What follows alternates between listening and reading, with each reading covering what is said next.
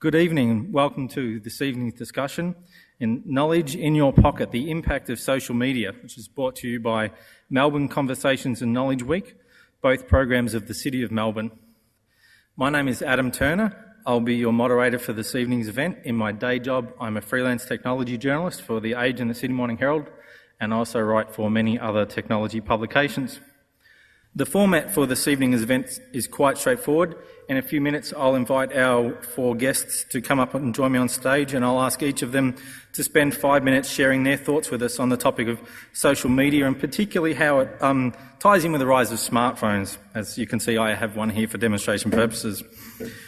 We'll then move to a moderated panel discussion for about 15 minutes, followed by a question and answer session where people can join in. I'll ask that you could keep your questions brief, no speeches if possible, and that way as many people as possible get to ask their questions. There'll be 2 microphone stands over there and over there. Oh, there we are, for posing your questions when it comes to the question time. Of course, it wouldn't be a social media event without the Twitterverse. The hashtag for this evening's event is KCWS, which I believe is short for Knowledge Cities World Summit. So that's KCWS. Feel free to post questions for the panel using that hashtag or make comments. We have people with laptops collecting your tweets, and we'll draw some out for comments and questions during the Q&A session. I'll also ask the Twitterati to hold their applause and their shoe throwing until the end of the event, if possible. Finally, I'd like to draw your attention to the very low-tech clipboards which will be circulating, as well as the sign-up list at the rear of the room. If you feel comfortable, please give us your details if you'd like to be invited to future Melbourne Conversations events. You can also join the mailing list by emailing melbourne.conversations@melbourne.vic.gov.au.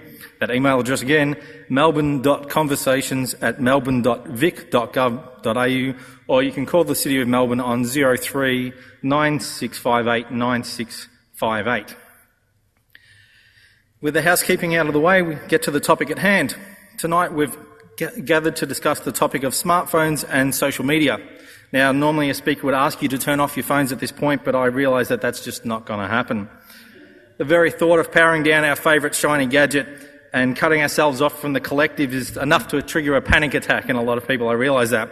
If you do have a panic attack, don't panic, there's an app for that. There is.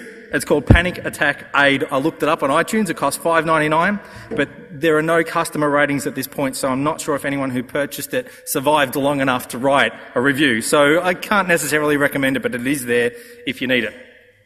Smartphones are our constant companions. I've got mine right here, right now. I'm sure many of you have probably got yours in your pocket or in your bag. They're becoming our central point of contact with the outside world, even with other people in our own homes. If you have to text your kids to get them to come to the dinner table, you know what I'm talking about. Smartphones have also become not just an extension of our arm, but they've also become an extension of our identities, just like Holden versus Ford, Coke versus Pepsi, Mac versus Windows. Our choice of smartphone helps define who we are and who we're not. As a blogger for Fairfax Digital, I've learned that there's no faster way to attract trolls to a flame war than to criticise someone's choice of smartphone. They take it as a personal attack on them. The more expensive and the more flawed that their gadget is, the more vehemently they seem to defend it. It's even been described as a form of Stockholm syndrome. You cannot, this is me, this represents me, I love it, you cannot criticise it or say anything about it, no matter how badly it actually treats me sometimes. Considering that how closely smartphones have become tied to our identities and our sense of self, it's little surprise that tight social media integration is considered one of the most important aspects of the modern smartphone. Two of the most respected platforms would be Apple and Android, and they are working very hard in those fields. And we've seen recently Windows Mobile have brought out their new platform, and the big thing is, oh, look, it does Facebook, oh, look, it does Twitter. These are the things that people want in their phones. Skype, Flickr, Twitter, Facebook, you name it, there's an app for that. Now, with a publishing and a broadcasting platform in your pocket, we seem to feel the need to document every waking moment of our lives, even those moments, thoughts and opinions that are perhaps best kept to ourselves. There's no shortage of people, including myself, who've landed themselves in trouble because they didn't stop to think before they hit the send button. Publishing a thought that was perhaps best whispered to a friend or shouted at the television rather than broadcast to the world. The media is full of such stories, yet surprisingly it hasn't had much of a chilling effect on the digerati. We continue to shout from the digital rooftops about every aspect of our lives. Now, if adults are still struggling with this, what hope have children have got of knowing where to draw the line between their public and private lives? What goes on Facebook and what doesn't? Now, smartphones aren't the new black. Social media isn't the new black. That would imply that they're a fad, which is likely to pass. I think what we're experiencing here is the next stage of the personal communications revolution, a process which it's only going to accelerate. What will this mean for old world media outlets? What will this mean for interpersonal relationships? What will it mean for our sense of self and our place in the world? Unfortunately, I can't give you the answer in 140 characters, but tonight we've got some great minds here who can help shed some light on the issue. I'd like to invite them up to the stage now.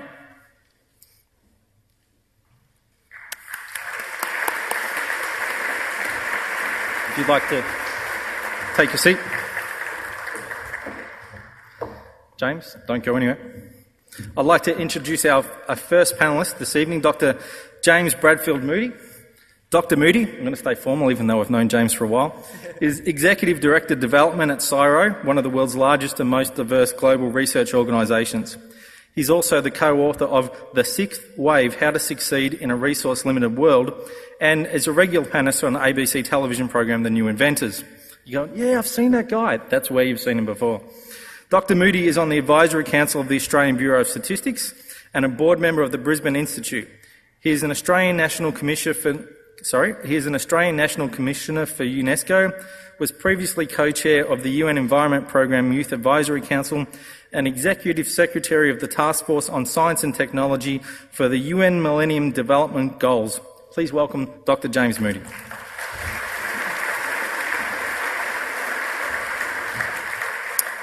Well, thank you very much, Adam, and look, it's great to be here. I'm going to start off, and the question that we were posed was, is social media good or evil, or is it bad? What's happening? I'm going to start off and be very clear. I don't think technology can be good or bad. I actually think it's how you apply it that's important. And for me, the really important thing is to try to understand how we're starting to apply these technologies that we're seeing so that we can understand what the impacts of those are going to be. So if I really think about how we're applying these technologies, for me, these things, these smartphones or whatever, they're actually, it's not about communication anymore. So I'm going to be very clear about that for our panel as well. I actually don't think that communication's the big thing. For me, this is all part of just a bigger trend around what I'd call digital and natural convergence. What we're starting to see is a whole lot of things. Take it myself, the glass there on the table, the light switch in the corner of the room, the landscape outside. What we're starting to see is that all of those things are starting to have digital counterparts. Myself, well, that's my smartphone. It already is, I've been communicating with it, but now it's starting to store information about me personally. It knows where I am. It's got a GPS receiver. It's tracking me. Soon it's going to have my wallet in it. Soon it's going to be my keys. One day it'll be measuring my heartbeat. It can already measure my steps. So this thing becomes the digital version of me, in the same way that glass will eventually have a little sensor in it that says, I'm a glass, a radio frequency chip. Or the light switch will be connected to the intelligent grid. Or in fact, outside, we'll start using satellite imagery. It'll all start getting this digital and natural convergence. And so I think when we're talking about things like social media, when we're talking about, what's going to be the future of these things, well, what we're really talking about is normal media going on, normal societies or social interactions going online. What is the digital form of the interactions that you have today? The conversations you might be, that is what is actually starting to occur, and it's a much bigger trend than just what's happening in our pockets with our smartphones. But if we try to dig into that a little bit more, as I said in the very beginning, it's not just about the technology, but it's how you apply it. What does that mean for society, both positively and negatively? Because there's a few things that you can really start to dig out on that. The first is that we have access to things that we never had before. So on the positive side, you can communicate with people, your social network will become a lot bigger. Whether those communications are 160 characters in length or not, and whether they're meaningful or not, that's another question. But maybe they're just thoughts that you're sending out there. But more importantly is you're going to start getting services that you never thought you could. In fact, what's happening with these things? We started off and they were a phone call and you couldn't really personalise them very much. You got a phone call. But now what's starting to happen is they're completely different. They're a collection of services that you build around yourself. If you think of the App Store on the iPhone or whatever it might be on your HTC, these services, I want to know where I am. I want to be able to buy something. I want to be able to communicate. I want to be able to listen to music. What you're doing is you're personalising a set of services around yourself. And it's those services which becomes the real value of these particular pieces of technology. And those services can go in two ways. If you think of something that CSIRO we've been working on is very much around how can you do human services delivery. We're doing work with Centrelink, a large $20 million alliance to look at the delivery of human services. So it becomes a two-way thing around how do you compose services around yourself. And the world starts to look very different when you do that. When you understand that actually it's not me trying to fit in with the world, it's actually building the world around me. And that starts to get to some of our dangers when I talk about this set. The other thing is you've got this huge menu of services. It's no longer what's near me, but actually what's available all around the world, what they call the long tail. And that is a huge opportunity. If, imagine all the people who like anchovy ice cream. I'm not sure, does anybody here like anchovy ice cream, by the way? Well, I'm sure that there's enough people in the world that if you could actually aggregate them somewhere, they'd be liking anchovy ice cream. And that's what they call the long tail. And there's a market for them. Well, there's long tails for information, there's long tails for all these different services that we're starting to build, and that's what we're doing with the aggregation. So really, when you think about the positives, you'll get access to, you'll get communications with people, you'll be able to find services you can never have before, you'll actually have opportunities that you never had. But what are the challenges around that? And there are quite a few. Privacy is a big one. As we're collecting all this information, where's it going and who's doing it with me? I booked into a hotel last night. And it was the same in a chain that I was in a hotel the week before. And I checked in and they said, "Oh, Dr. Moody, very nice to see you. How was Brisbane?" And I said, "What? They're tracking me." And they were, right? And I'd given them my number so they could track me. Now, what does that mean as they start, what are they using that information for? Now, in some ways, that's a transaction that I've been party to. I've been trading off some of my privacy for additional service. But what does that mean from a broader perspective? Other challenges, disconnection. The flip side towards, the fact that we can communicate with anybody is, do we really have a home? But of course, some people are saying that we're actually going to see cities becoming a really important thing. If you think about your Facebook page, most people associate themselves with their city, which is very interesting and probably a broader trend around cities as homes rather than nations. Selectivity. We'll only have the information we actually want to see. What does it mean for newspapers if you could actually compose the whole newspapers only the information you want to see in terms of your broader view? And the final one, which I think is very interesting, is permanence. You're a different person to the person you were 20 years ago, at least I know was, and I'm pretty glad that some of the stuff that I did 20 years ago is no longer in Facebook, or there wasn't a Facebook in those days. What does that mean? So all these challenges, when you mix them together, but they're all part of that broader question around how we're seeing the convergence of the digital and natural world, because that's what this is a tool for.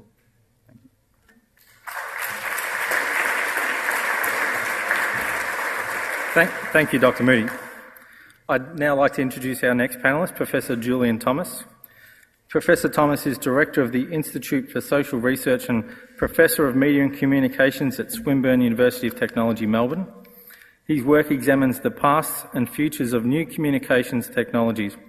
His book on 19th century media and intellectual property law, co-authored with Megan Richardson, will be published next year. Professor Thomas is also a board member of the Foundation of Public Interest Journalism. Please welcome Professor Thomas.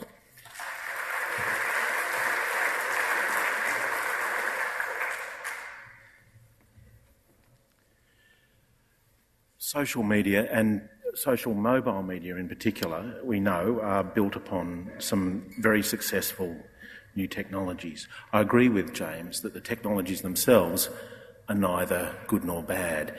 It's about what are the benefits, what are the costs, what are the problems.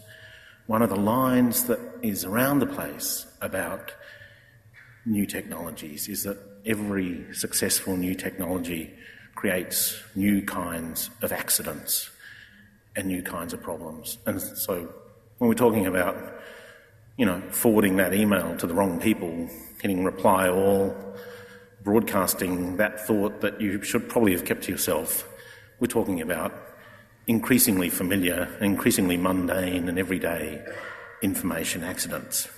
Now, despite all those accidents, I think that the benefits of social media outweigh the problems. And I wanted to just talk very briefly about why I think that. But to just go back a little bit to this whole debate over the years about the internet and its putative benefits or problems, it's actually not that long ago, if you think about it, that the big thing that social scientists were worrying about was that the internet, not social media, but that the internet was not social enough.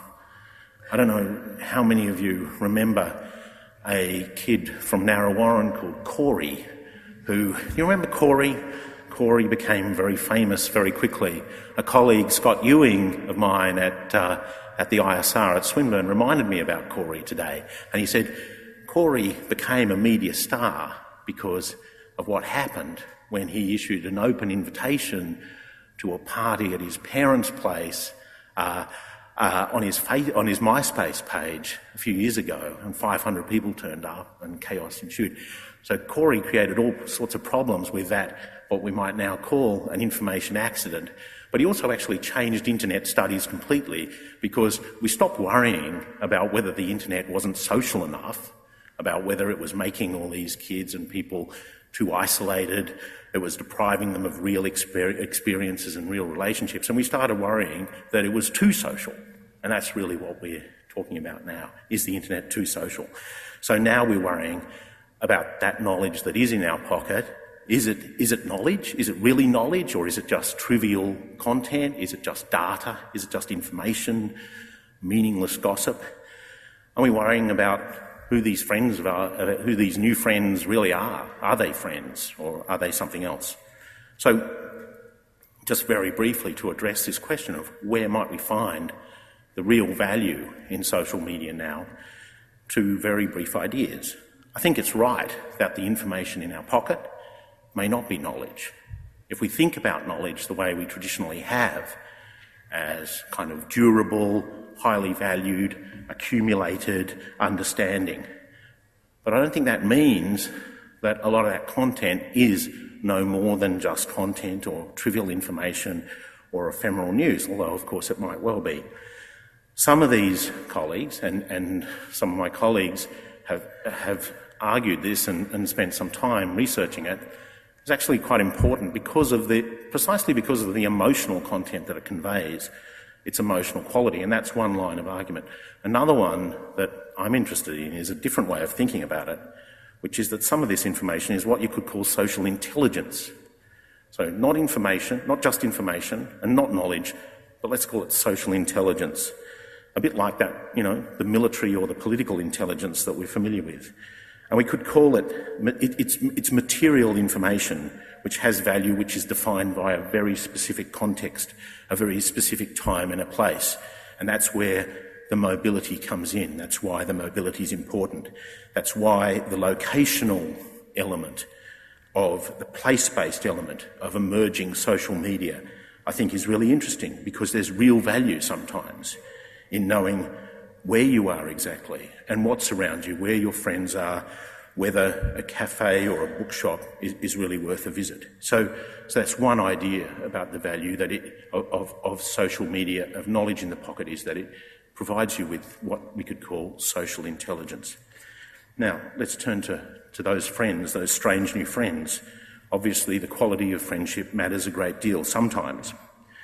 But here also, there's actually been a long tradition of social science research around social networks and how they work. And this work has a lot to tell us about the value of friendships and social connections and acquaintances of all kinds. And one of the things that research tells us is that friendships or connections, whatever we want to call them, don't need to be deep to be very valuable. What researchers call weak ties, weak social ties, often turn out to be very important because these are connections with people who have something in common, a little bit in common perhaps, but not necessarily a great deal. Your very strong social ties tend to be with people who are a lot like you. Those weak ties, including perhaps your friends, your social media friends, can be people that you have an acquaintanceship with or a small connection. And that can be really, really valuable and important. Weak ties can be sources of information or, as I'd call it, social intelligence that you would otherwise not get access to. And so one of the things that this area of research has looked at is the question of where do people get their first job? Do you get it from people you know well, or do you get it from acquaintances, from the people we call weak ties? And the weak ties are the ones that tend to deliver those sorts of benefits, that give people mobility, that give people opportunities, that give people an important start in the labour market. And that argument can actually then be expanded further, that these weak ties are actually a key to broader social cohesion. So I'll leave it there, just two simple ideas about where the real value of knowledge in your pocket might lie.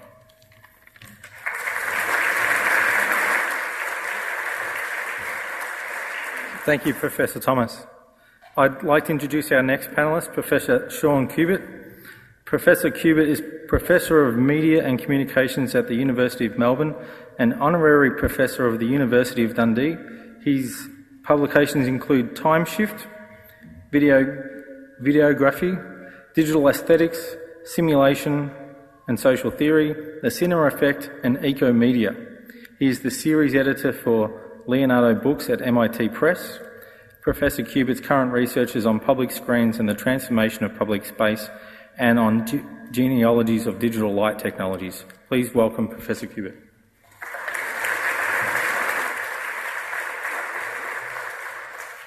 Hi, thanks. Kia ora, everyone. On the one hand, we've posed a question about the impact of social network technologies on society, and I think one of the great themes of since the 1980s has been to argue that it's been about making banal experiences exotic, and unfortunately our most exotic experiences rather banal in the way that the old slideshow that people used to do of their holidays made the most exotic and wonderful places incredibly dull. There's a kind of surreal familiarity about everything we do on social network. It's sort of half real and an ordinary alienation. So I think that's about all I would want to say on the impact of these technologies, is that they are, after all, technologies. They mediate. That's what media do. But I think the real question is, what has been the impact of society on our media? And this is a very, very profound question, because obviously society is rather bigger in some senses than media, although as a professor of media, I obviously believe that media is actually what we do when we're being social. I don't think we can communicate or be social or do politics or even spend money unless we use a medium like money. So, what then do we do? Well, I think if we take that theme of the unreality of Facebook and Twitter and YouTube and MySpace and then look at what else is that unreal. The only thing I can think of that is really that unreal, as we've had reason to see over the last couple of years, is the market valuation of Facebook and Google and Twitter and everybody else. Currently the market valuation, according to the New York Times, in September at least, was about $30 billion. But there's a slight problem. We don't really know, because Facebook is not a public corporation. It only trades on the secondary markets, which are rather obscure places where only named traders are allowed in. Because of this, they don't actually have to publish their finances, so we have no idea what they own, what assets they have, etc. The one thing we do know that they have, which is of value, is 500 million users. That's 7.8 of the total internet population on the planet. So it's very large. It's smaller than Napster had at the peak of their time in 2001, when they had slightly over 10% for a service that was practically illegal. So there's something there to be thought about. But what is being valued in Facebook's case, and many of these other corporations, is, well, Facebookinistas, us, people, the customer base. That's what's tradable. That's an entity that can be bought and sold. It's a very unpleasant thought that, slavery having been abolished sometime in the 19th century, that the market in human beings is now central to our media economy, and has been really since the rise of broadcast advertising. Now, one of the weird things about this is it makes us all into ragged-trousered philanthropists. Some of you may know that wonderful Trestle novel from the early 20th century. We not only exploit ourselves and give away our labour, in this case not for just awful wages, but for no wages whatsoever, and donate it to Google and Facebook and Twitter and everybody else. We actually pay a very large amount of money for the privilege of being able to participate with our digital cameras, smartphones, recording devices, etc., and so forth. And then we give away all this property into content aggregators and portals. Now, there is a counter-argument to this, because I must admit to having gotten most of my most serious education from Trotskyists, so I have a slight bias. There is a counter-argument which Julian's already raised, which is that actually the payoff isn't so much money. It is that we are able to express and innovate and create in public, and to share those things and create communities, make new ways of doing politics and being ethical and sharing. Now, if that is the case, then I think we are faced with a really wonderful dilemma. Either we are going down the extreme road of capitalism, where the last thing that was yet to be colonized by capital, namely human creativity, is actually finally being completely dominated by the commodity form. Or, alternatively, we are actually entering a brand new revolutionary, effectively revolutionary, but it's a revolution without a revolution, which is kind of nice because revolutions have a tendency to leave sort of bloody bodies lying around in the streets. A revolutionary economy of what people refer to variously as the gift economy, the internet gift economy, or the peer-to-peer economy, which is best exemplified by perhaps Facebook, by Wikipedia, or most egregiously by Linux, where in return for my few hours of labour, I get thousands, not to say millions of hours of other people's labour, so that we have a whole new economy which is non-cash. The fly in the ointment is possibly this ubiquitous computing that we just heard about. The Internet of Things, which has become a major policy area for the European Union, many other governments, it does mean that we are going to see the end not only, if I'm right in this peer-to-peer thesis, we're going to see the end not only of a certain kind of capitalism, but we are going to see potentially a really new form of politics in which people and things are pretty much interchangeable as data streams. It's kind of humbling. It's going to be very strange. But I think it does leave me with the great question I would love to pose. It's 2010 already. When does all this technology relieve me of the necessity to work? We were told it would. We were told it was all going to make, all this new technology would make it so much easier. And somehow we seem to be working more and more. There's something not quite right. There is one other fly in the ointment, if I have a second, and it is this. Everybody says, from Bill Gates through to the most avant-garde Italian Marxists, that the internet is weightless, frictionless, and immaterial. It is not. Every Google search takes up energy. Every piece of cloud computing, which is the server-based work that we're talking about with social networks, You know, the server industry now has a bigger carbon footprint than the airline business. It's about 2% of global warming is attributable to servers. This is not lightweight. It is a finite medium. We really have to start thinking, what are our priorities? Is it communication, sharing, innovation, creativity, or is it driving cars? Because fairly soon we're going to have to make a choice between those two things. Thanks.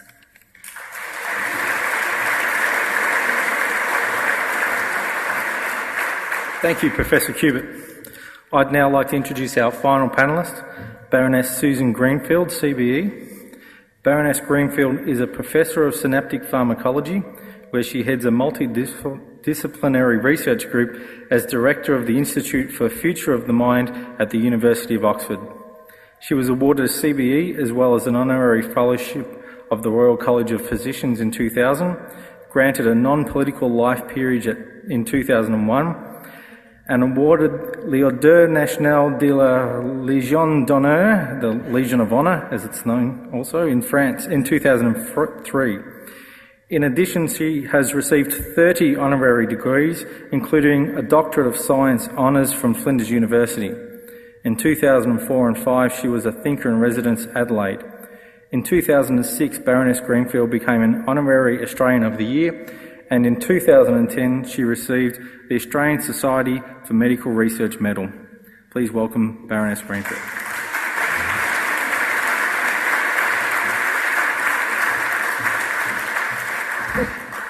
Oh, good evening. It's wonderful to be back here again and to be invited to share a platform to discuss such an exciting topic. It's very hard in just 5 minutes, so I thought I'd give you the 10-second version first, which is perhaps easier in a way. So this is what I want to talk about. First, the human brain is very sensitive to the environment. 2, that the environment is changing in unprecedented ways. 3, therefore it is a given that the brain will be changing also in an unprecedented way. And 4, what we need to do is to discuss and dissect the various issues involved, and that in doing so, I suspect that we are up against a cultural cornerstone in the 21st century that's as big and as important and as new as climate change. And I'd like to suggest we could call this mind change, if you like. Okay, that's my talk. How much longer have I got? About 4.5 minutes now. Yeah, okay, there we go. So let's go through each of those headings then. The brain is very sensitive to the environment. What makes you different from a goldfish, say, is that you have a great personality, that whilst someone could, if a goldfish died, go and buy another goldfish and your kids would know no different, they couldn't do that for their brothers or sisters.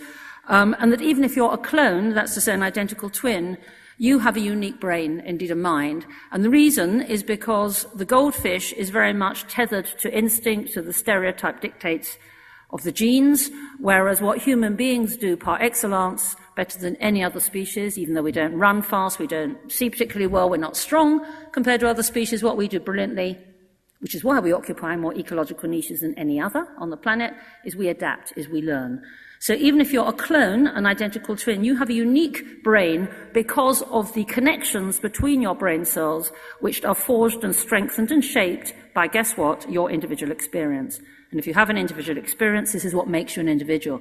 Now, James said that he was a different person from 10 years ago. I've got news for you, James, you're a different person from a minute ago, because your brain is constantly on the move. Your networks of neurons are constantly being shaped and changed. Otherwise, you'd have the same consciousness twice, and that doesn't happen. One brief example, which I love to illustrate this, so-called plasticity, which is not, of course, that your brain is plastic, but more that plastikos, from the Greek, to be moulded. 3 groups of adult volunteers, none of whom could play the piano, and the control group just had to stare at a piano for 5 days, pretty boring. So never volunteer for that group if you get the chance to do this. Second group learned 5-finger piano exercises, and lo and behold, even over 5 days, there's an astonishing change in the brain territory relating to their digits, even after 5 days of just playing the piano. But the most exciting group were the third group, because these guys merely imagined they were playing the piano, and their brain scans were identical to the people that were playing it. So even a thought, assuming you're thinking at the moment and you're not asleep, your brain is changing even now. Now, I don't want to go on too much about that, although I'd love to, but I think I've made my first point, which is the brain is exquisitely sensitive to the environment. Human brains have evolved to be good at what they rehearse and to adapt to where they are placed. Second point, that the environment is changing in unprecedented ways. There's lots of statistics now on the amount of time people are spending in front of a screen. Just one comes to mind from the UK. Between a child's 10th and 11th birthdays, they're spending about 900 hours in class, 1,300 hours with their family, and 2,000 hours in front of a screen.